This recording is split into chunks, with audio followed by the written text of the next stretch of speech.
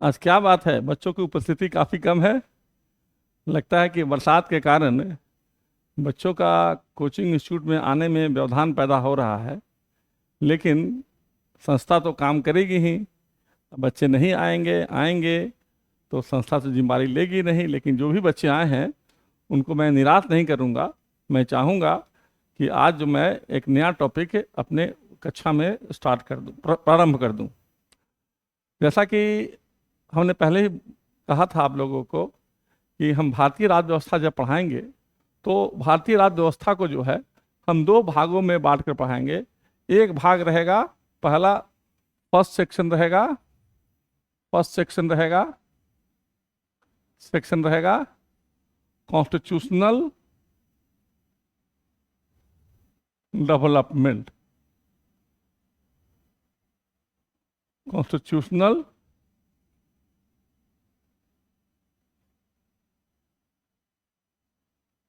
Sorry, जरा सा यहाँ पे दिक्कत हो रहा है। हाँ, हाँ, थोड़ा सा दिक्कत हो रहा है यहाँ पे। कॉन्स्टिट्यूशनल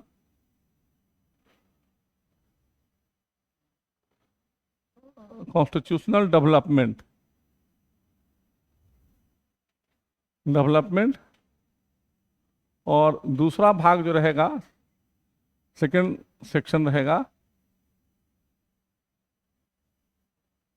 रहेगा, वो रहेगा इंडियन कॉन्स्टिट्यूशन कॉन्स्टिट्यूशन कॉन्स्टिट्यूशन। तो जहाँ तक सवाल है पहले भाग के, तो पहले भाग के कारण हम देखते हैं कि दूसरे भाग का निर्माण जो सही तरीके से किया गया है। आप लोग को जानकारी होगा कि ब्रिटिश भारत में ईस्ट इंडिया कंपनी के रूप में व्यापार के लिए भारत में आया था और इसे जो है क्वीन एलिजाबेथ के द्वारा एक्सक्लूसिव राइट ट्रेड करने के लिए प्रदान किया गया। ट्रेड करने के दरमियान हमने देखा कि ईस्ट इंडिया कंपनी जो है एक क्षेत्रीय शक्ति के रूप में उभर कर आई। यह उभर कर कब आया? यह जब उसने बंगाल, बिहार और उड़ीसा का दीवानी राइट्स ले लिया। दीवानी राइट्स कहने का मतलब क्या हुआ? उसने right over the revenue and civil justice, that is called दीवानी राइट्स। यह दीवानी राइट्स के कारण हम देखते क्या हैं कि ईस्ट इंडिया कंपनी जो है काफ़ी जो है अपनी शक्ति को विस्तारित कर लिया। लेकिन इन सब बातों को डिस्कस करने के पहले, या इन सब बातों को मैं संक्षेप में डिस्कस करूंगा क्योंकि यह भारतीय राज्य व्यवस्था के तहत या संवैधानिक विकास के अंतर्गत इन सब बातों को बहुत हमें डील नहीं करना है। लेकिन हमें जो आपको समझने के लिए जो हमें बताना है, यह ब्रीफ में हमको बताकर निकलना पड़ेगा। लेकिन आज जो मैं जो बता रहा हूँ आप लोग को, वह दो सेक्शन लेकर चले हैं। एक सेक्शन है, फर्स्ट सेक्शन है आपको कॉन्स्टिट्यूशनल डेवलपमेंट और दूसरा सेक्शन है इंडियन कॉन्स्टिट्यूशन।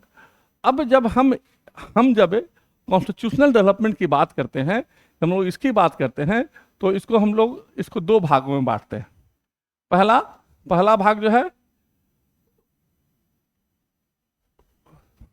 भाग है ईस्ट इंडिया कंपनी का शासन। ईस्ट इंडिया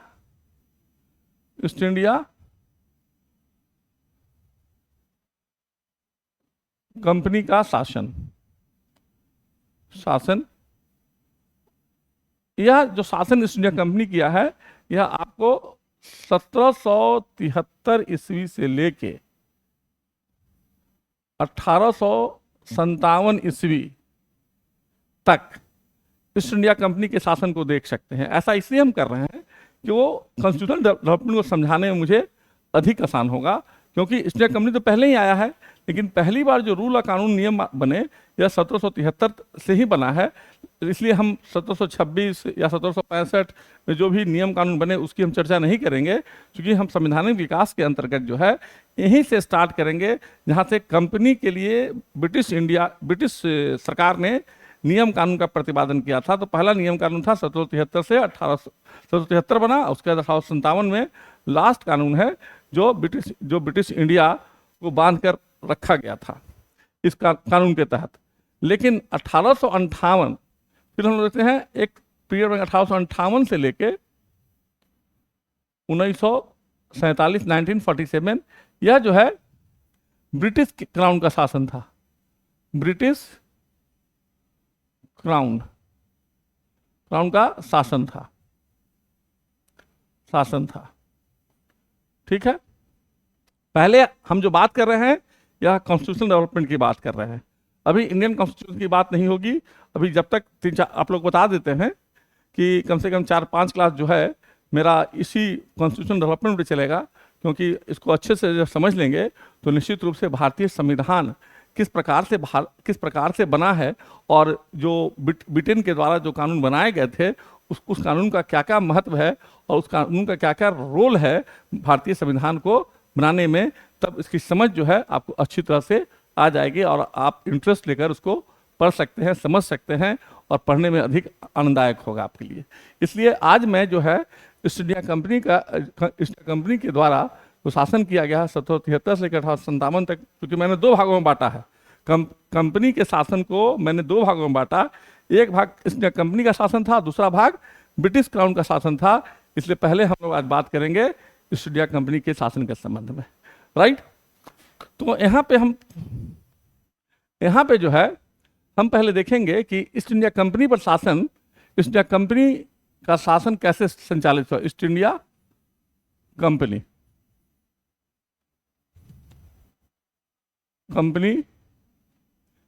का शासन,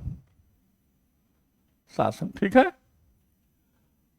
हमने पहले आपको इंट्रोडक्शन से बताया कि ईस्ट इंडिया कंपनी भारत में कैसे आया। जैसा कि मैंने कहा कि 1600 ईस्वी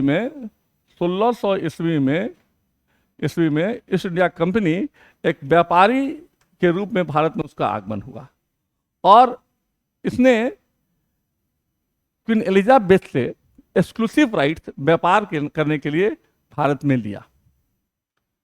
व्यापार करते करते, हमने पहले भी बताया है कि व्यापार करते करते एक क्षेत्रीय सत्ता के रूप में यह उभर कर हमारे सामने आया है और उसको उभरने के साथ साथ इसने अपनी शक्ति को काफी विस्तारित कर लिया।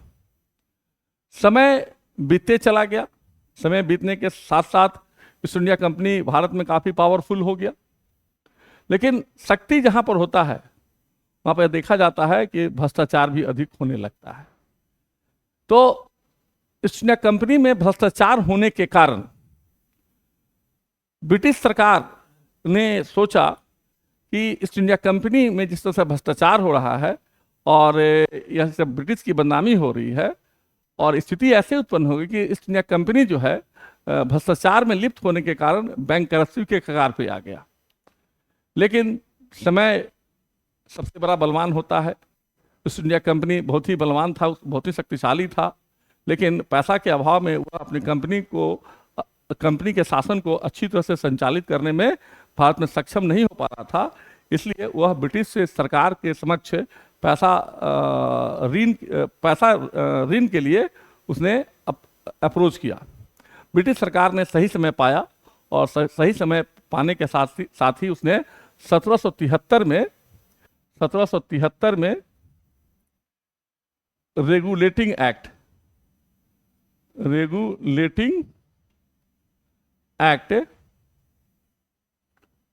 पारित किया। अब यह रेगुलेटिंग एक्ट जो है, इसके बारे में थोड़ा सा हम ब्रीफ में बताना चाहते हैं कि भारत में संसदीय नियंत्रण का जो नींव पड़ा है, यह नींव पड़ा है आपको इसी रेगुलेटिंग एक्ट के माध्यम से, क्योंकि पहली बार जो है ईस्ट इंडिया कंपनी को नियंत्रण स्थापित करने के लिए ब्रिटिश सरकार के द्वारा यह रेगुलेटिंग एक्ट पारित किया गया और इस रेगुलेटिंग एक्ट के तहत कुछ प्रावधान किए गए और उस प्रावधान के तहत ईस्ट इंडिया कंपनी पर नियंत्रण स्थापित करने की बात कही गई। जो प्रावधान थे वह पहला प्रावधान थे कि रेगुलेटिंग एक्ट आने के पहले हमने क्या देखा था कि बॉम्बे, मद्रास और कलकत्ता प्रेसिडेंसी, ये तीनों अलग थे। कहने का मतलब क्या हुआ कि उस समय ये पावर का डिसेंट्रलाइजेशन था, पावर का विकेंद्रीकरण था। हर प्रेसिडेंसी अपने आप में स्वतंत्र था और अपने आप जो है अपने कार्यों को संचालित करता था। तो भ्रष्टाचार को, मैंने कहना करप्शन को चेक करने के लिए ईस्ट इंडिया ब्रिटिश सरकार ने सोचा क्यों नहीं ऐसा किया जाए जिससे कि हम जो है बॉम्बे और मद्रास को कलकत्ता के प्रेसिडेंसी के अधीन कर देते हैं। तो इससे क्या होगा कि एक आदमी का उसमें नियंत्रण स्थापित हो जाएगा। तो इस एक्ट के माध्यम से हमने क्या देखा कि Bombay and Madras were subordinated to the Calcutta presidency. Is it clear? माने यहां क्या देख रहे हैं, बॉम्बे और Madras, Bombay and Madras were subordinated to Calcutta presidency. इसका मतलब हुआ कि जो पहले डिसेंट्रलाइज पावर था, बॉम्बे मद्रास और कलकत्ता तीनों जो अलग अलग प्रेसिडेंसी थे, वह जो है ये दो प्रेसिडेंसी को, बॉम्बे मद्रास प्रेसिडेंसी को कलकत्ता प्रेसिडेंसी के अधीन कर देने से क्या हुआ कि यहां पे पावर को केंद्रीकृत माने सेंट्रलाइज्ड कर दिया गया। तो इससे क्या हुआ कि कंट्रोल जो है बॉम्बे और मद्रास पर कंट्रोल जो है अब कलकत्ता का हो गया। स्वाभाविक है, ये उपाय तो अच्छा किया गया था, लेकिन हर उपाय में कहीं ना कहीं ड्रॉबैक्स होता है, इसकी चर्चा हम लोग बाद में करेंगे। दूसरा हमने देखा कि जो बॉम्बे और मद्रास जो प्रेसिडेंसी थे, इसके तीनों के गवर्नर पहले अलग अलग थे।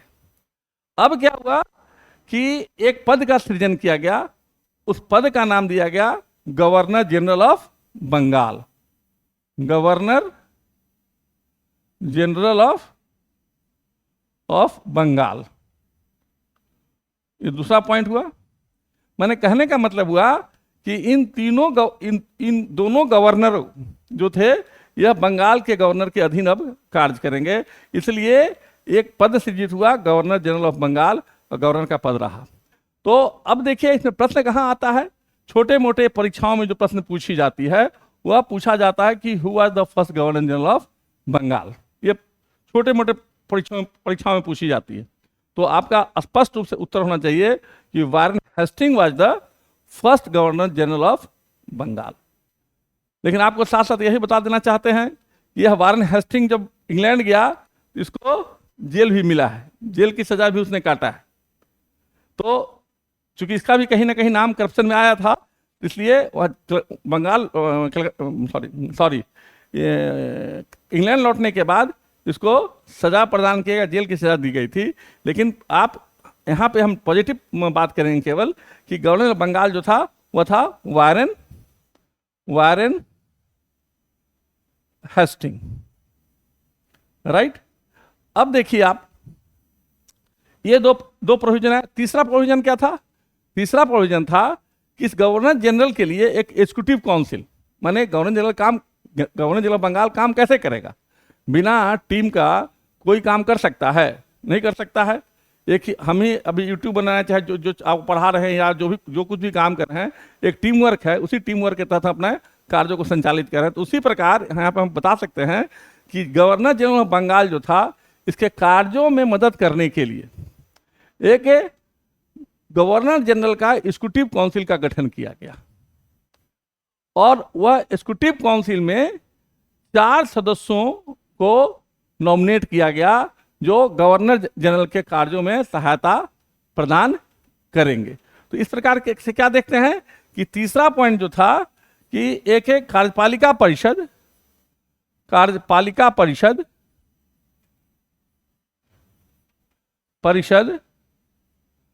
का गठन किया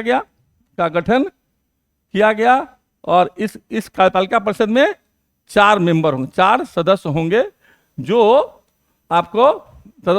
गवर्नर जनरल के कार्यों में सहायता प्रदान करेंगे।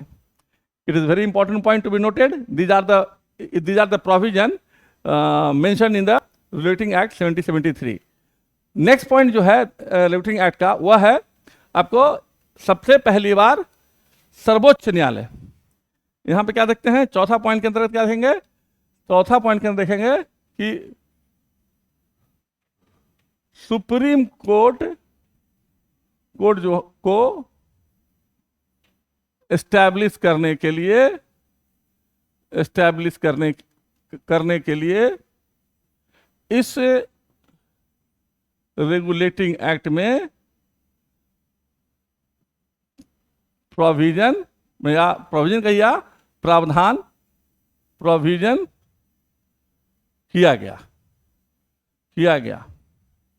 तो इस प्रकार से हम देखते हैं कि ये जो 4 पॉइंट है यह ईस्ट इंडिया कंपनी पर नियंत्रण स्थापित करने के लिए रेगुलेटिंग एक्ट के तहत आए हैं। और उसमें सबसे महत्वपूर्ण पॉइंट है कि वहाँ पे कि 2 पॉइंट आप रखिएगा, गवर्नर जनरल ऑफ बंगाल का पद सबसे पहली बार 1773 के एक्ट से आया है, और दूसरा जो है सर्वोच्च न्यायालय की स्थापना जो की गई है यह रेगुलेटिंग एक्ट से की गई है। लेकिन प्रश्न जब पूछे जाते हैं, अगर आपने पढ़ा होगा, आप लोगों ने या देखा होगा या सुना होगा, तो प्रश्न जो पूछे गए हैं कि सर्वोच्च न्यायालय की स्थापना कब की गई, सर्वोच्च न्यायालय की स्थापना कब की गई।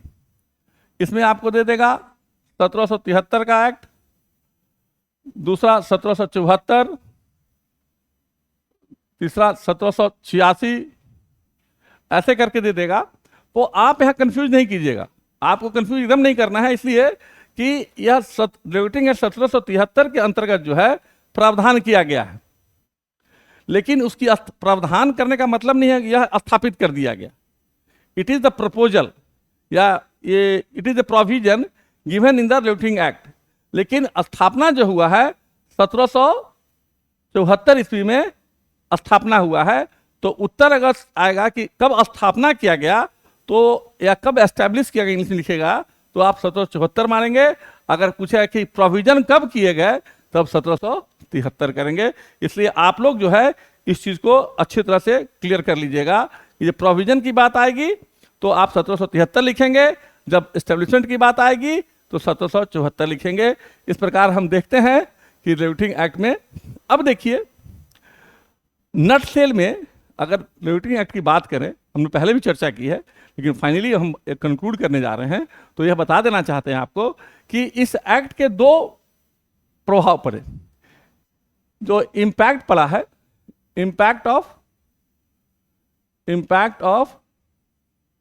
रेगुलेटिंग एक्ट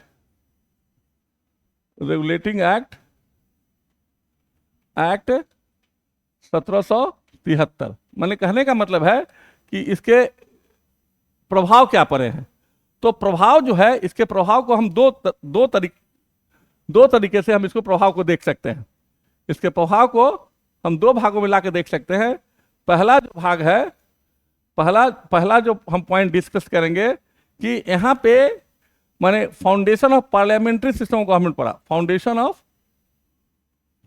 ऑफ पहला पार्लियामेंट्री